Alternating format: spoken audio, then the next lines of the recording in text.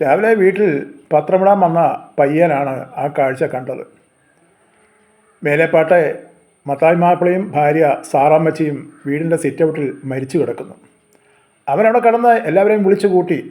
അയലക്കത്തും ചുറ്റുപാടുള്ളവരൊക്കെയും ഓടി വന്ന് ഈ കാഴ്ച കണ്ടു. പെട്ടെന്ന് ആ വീടിൻ്റെ കഥ തുറന്ന് മകനും മരുമകളും വെളിയിലേക്ക് ഇറങ്ങി. അപ്പോഴാണ് അവരും ആ കാഴ്ച കാണുന്നത്. പെട്ടെന്ന് ആരോ പോലീസിൽ വിവരം അറിയിച്ചു. പോലീസ് വന്നു എല്ലാവരെയും ചോദ്യം ചെയ്തപ്പോൾ ആർക്കും ഒന്നും അറിയത്തില്ല.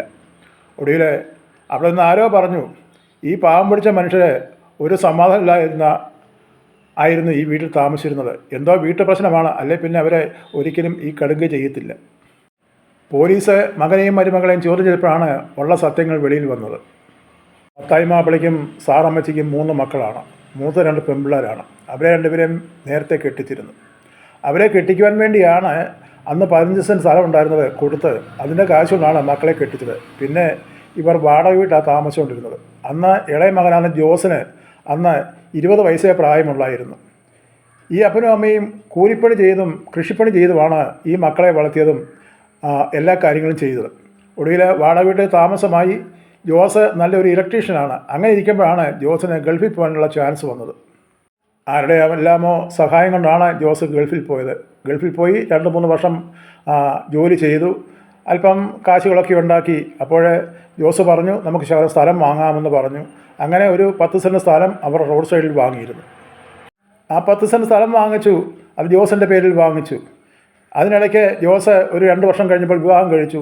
ആ വിവാഹം കഴിച്ചത് ആനിമയാണ്. ആനിമയുടെ വീട്ടിൽ അപ്പന് നല്ല സൗകര്യമുണ്ട്. അപ്പോഴേ വിവാഹം കഴിഞ്ഞതിന് ശേഷം ആ വാങ്ങിച്ച സ്ഥലത്ത് വീട് വെക്കാൻ പൈസ കൊടുക്കാമെന്ന് പറഞ്ഞു. അങ്ങനെ ആനിമയ്ക്ക് കിട്ടിയ സ്ത്രീധനവും ജോസിൻ്റെ അമ്മായിപ്പനും കൊടുത്ത പണവും ചേർത്താണ് അവിടെ നല്ലൊരു വീട് വെച്ചത്.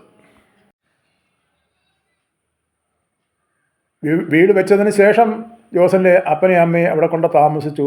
ഇതിനിടയ്ക്ക് 2 മക്കളുമുണ്ടായി ജോസിന് ആനിയമ്മയ്ക്കും. അപ്പം ജോസ് പല പ്രാവശ്യം ഗൾഫിൽ പോവുകയും വരികയൊക്കെ ചെയ്തു. സാമ്പത്തികമായിട്ട് ഒരു നേട്ടമൊക്കെ ഉണ്ടായി. സാമ്പത്തികമായിട്ട് അല്പ കാര്യങ്ങളൊക്കെയും വീണ്ടും ഉണ്ടായി. അവിടെ ഇവിടെയായിട്ട് സ്ഥലങ്ങളും കാര്യങ്ങളൊക്കെ വാങ്ങിച്ചു. എല്ലാ കാര്യങ്ങളും നല്ല ഭംഗിയായിട്ട് ചെയ്തു. അങ്ങനെ വർഷങ്ങൾ മുന്നോട്ട് പോയിക്കൊണ്ടിരിക്കുകയാണ്. എന്നാൽ ഈ വീട്ടിൽ ഈ മത്തായി മാപ്പിളയ്ക്കും ഭാര്യ സാറാമ്മച്ചിക്കും സ്വസ്ഥതയില്ലായിരുന്നു, സമാധാനമായിരുന്നു. കാരണം ഈ മരുമകൾ എപ്പോഴും അവരെ അലട്ടിക്കൊണ്ടേയിരിക്കുമായിരുന്നു. അവർ എന്ത് ചെയ്താലും അവരെപ്പോഴും ശകാരിക്കുകയും വഴക്ക് ചെയ്യുമായിരുന്നു. അവരെന്ത് ചെയ്താലും പറഞ്ഞാലും അവരോട് ഈ അപ്പനോട് അമ്മയോട് അവൾ പറയുന്നു, ഇത് നിങ്ങളുടെ സ്വത്തൊന്നുമല്ല, എൻ്റെ അപ്പൻ തന്ന കാശ് കൊണ്ടാണ് ഈ വീട് പണിതത്, അല്ലാതെ നിങ്ങളുടെ മോൻ ഉണ്ടാക്കിയതൊന്നുമല്ല. നിങ്ങളുടെ മോൻ ഉണ്ടാക്കിയത് ഈ 10 സെൻറ്റ് സ്ഥലം മാത്രമേ ഉള്ളൂ എന്ന് പറഞ്ഞു. ഇതൊക്കെയും അവർക്ക് അപ്പനും അമ്മയ്ക്കും വളരെ വേദനയായി. അവരെ ഈ വിഷയങ്ങളൊക്കെ ഈ മകനെ അറിയിക്കാതെ പിന്നെയും കാര്യങ്ങൾ കുറച്ച് മുന്നോട്ട് പോയിക്കൊണ്ടിരുന്നു. അവരെ ഇരിക്കുന്നു നോക്കുന്നില്ല, നടക്കുന്നു നോക്കുന്നില്ല, കഴിക്കുന്നു നോക്കുന്നില്ല, അവരുടെ വസ്ത്രധാരണം ശരിയല്ലെന്നും പറഞ്ഞ് എപ്പോഴൊക്കെയും ഇവരെ ഇങ്ങനെ കുറ്റപ്പെടുത്തിക്കൊണ്ടിരിക്കും. അപ്പോൾ മത്തായി മാപ്പിള ഭാര്യയോട് പറയും, സാരമില്ല, നമ്മളെന്ത് ചെയ്യാനാ, നമുക്ക് വേറൊരു മാർഗവുമില്ലല്ലോ, നമ്മൾ ആരുടെ അടുത്ത് പോകും, നമ്മളെ പെൺമക്കളെ കെട്ടിച്ചു വിടാനും അവർ വലിയ ഇപ്പം നമ്മളെ കൂടെ അവർക്ക് നോക്കാനുള്ളതായ അല്ലെങ്കിൽ നമ്മുടെ കാര്യങ്ങളെ നോക്കി നമ്മളെ സംരക്ഷണം ഏറ്റെടുക്കാൻ അവരെ കൊണ്ടൊക്കത്തില്ല. അതുകൊണ്ട് എന്ത് സഹിച്ചാലും നമ്മളിവിടെ കഴിഞ്ഞേ ഒക്കുള്ളൂ എന്നൊക്കെ പറഞ്ഞ് മത്തായി മാപ്പിള ഭാര്യയെ എപ്പോഴും സമാധാനിപ്പിക്കുമായിരുന്നു. ഇതിനിടയ്ക്ക് പല പ്രാവശ്യവും ജോസിനെ വിളിച്ച് ഈ ആനിമ പറയും, നിങ്ങളുടെ അപ്പനെയും അമ്മയും എവിടെയെങ്കിലും ഓൾഡ് സ്റ്റോർ ഹോമിൽ കൊണ്ടാക്കണം, അല്ലാതെ എനിക്ക് അവർക്ക് വെച്ച് വിളമ്പി കൊടുക്കാനൊന്നും വയ്യ എന്നൊക്കെ പറയും. അപ്പോഴൊക്കെ ജോസ് പറയുന്നുണ്ട്, നമുക്കിങ്ങനെ കാര്യങ്ങൾ ചെയ്യാം, നീ പ്രശ്നമൊന്നും ഉണ്ടാക്കരുത്, ഇനി ഞാൻ അടുത്ത പ്രാവശ്യം വരുമ്പോഴാട്ടോ, തന്നെയല്ല എൻ്റെ ഇവിടുത്തെ ജോലിയൊക്കെ തീരാറായല്ലോ, ഞാൻ ഇനി നാട്ടിൽ വന്നിട്ട് അവിടെ എന്തെങ്കിലും ബിസിനസ്സൊക്കെ ചെയ്യണം എന്നുള്ള ആഗ്രഹമാണ് എനിക്ക്, അതുകൊണ്ട് നീ പ്രശ്നമൊന്നും ഉണ്ടാക്കണ്ട, അപ്പച്ചനും അമ്മച്ചിയൊക്കെ എന്നെ വളരെ കഷ്ടപ്പെട്ടാണ് വളർത്തിയത്, അതുകൊണ്ട് അവർക്കൊരു ബുദ്ധിമുട്ട് നീ ഉണ്ടാക്കരുത് എന്നൊക്കെ പറയുമ്പോഴും ആനിമ പറയും, അങ്ങനെ നിങ്ങൾ പറയുകയാണെങ്കിൽ ഇനി നിങ്ങൾ വരുമ്പം ഞാൻ ചിലപ്പം എൻ്റെ പിള്ളേരെ കൊണ്ട് എൻ്റെ വീട്ടിലായിരിക്കും, ഇവിടെ താമസിക്കാൻ എന്നെ കിട്ടത്തില്ലെന്നൊക്കെ പറയും. അവസാനം ജോസിൻ്റെ ഗൾഫിലെ ജോലി കഴിഞ്ഞു, നാട്ടിൽ മടങ്ങി വന്നു, എന്തെങ്കിലുമൊക്കെ ബിസിനസ് ചെയ്യണം. അപ്പോൾ അതിനുള്ളതായ കാര്യങ്ങളൊക്കെയും ഇങ്ങനെ അന്വേഷിച്ചുകൊണ്ടിരുന്നു. എന്നാൽ വീട്ടിലെ പ്രശ്നങ്ങൾ ഓരോ ദിവസവും കൂടി വരികയാണ്.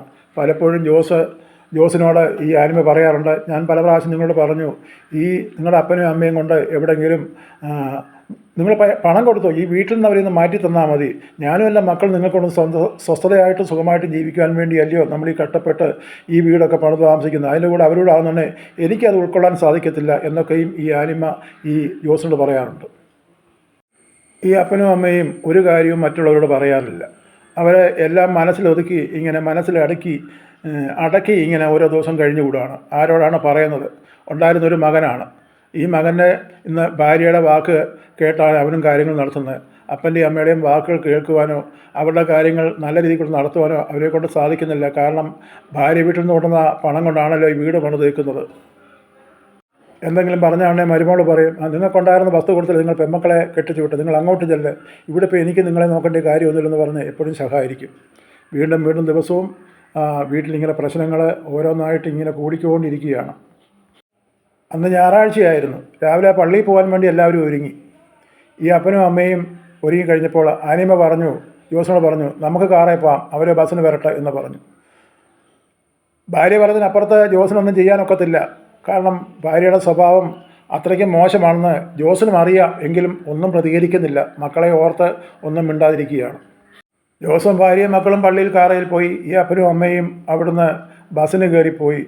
പള്ളിയിലൊക്കെ കഴിഞ്ഞ് വീട്ടിൽ വന്നു. ഉച്ചയോടായപ്പം അവർ നടന്ന് ക്ഷീണിച്ച വന്നിട്ടും അവർക്ക് ഒരു ഗ്ലാസ് വെള്ളം കൊടുക്കുവാനോ ആഹാരം കൊടുക്കുവാനോ ഈ മരുമകളോ മകനോ ഒന്നും അതിന് ഒരുങ്ങിയോ അത് ചോദിക്കുകയോ ഒന്നും ചെയ്തില്ല.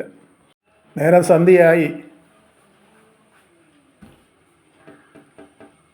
രണ്ടുപേരും ഇങ്ങനെ ആ സിറ്റൗട്ടിൽ ഇരിക്കുകയാണ്. എന്ത് ചെയ്യണം? സാറാമ്മച്ചി പറഞ്ഞു, നമുക്ക് എന്തെങ്കിലും ഒരു മാർഗം ചെയ്തല്ലേ ആക്കുള്ളൂ. ഇങ്ങനെ നമ്മൾ മുന്നോട്ട് കഴിഞ്ഞു പോകും. നമ്മുടെ മോനും അവിടെ പക്ഷത്തായി പോയല്ലോ. അവൾ പറയുന്നതിനപ്പുറത്തൊന്നും അവനും ചെയ്യുന്നില്ലല്ലോ. നമ്മളെങ്ങനെ മുന്നോട്ട് ജീവിക്കും? നമ്മുടെ കാര്യങ്ങൾ ആരും നോക്കും? വളരെ വേദനയോടെ അവരിങ്ങനെ പറഞ്ഞു. 8 മണി 9 മണിയായി. സന്ധ്യ കഴിഞ്ഞ് 8 മണിയോ 8:30 അവർക്ക് രണ്ടുപേർക്കും വിശക്കുന്നുണ്ട്.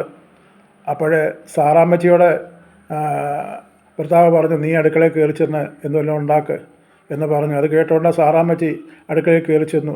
അപ്പോൾ മരുമോൾ പറഞ്ഞു, ഇവിടുന്ന് ഉണ്ടാക്കാൻ ഇതിൽ ഇറങ്ങിപ്പോക്കോളാൻ പറഞ്ഞു. അങ്ങനെ അവർ ഇറങ്ങി വന്നപ്പോൾ ആ മരുമോൾ വന്ന് കതക് അടച്ചു. പിന്നെ കതക് തുറന്നില്ല. അങ്ങനെ സിറ്റൗട്ട് ഇരുന്നുകൊണ്ട് ആ അപ്പനും അമ്മയും തീരുമാനമെടുത്തു, നമ്മുടെ ജീവിതം നമ്മളിവിടെ അവസാനിപ്പിക്കുകയാണ്.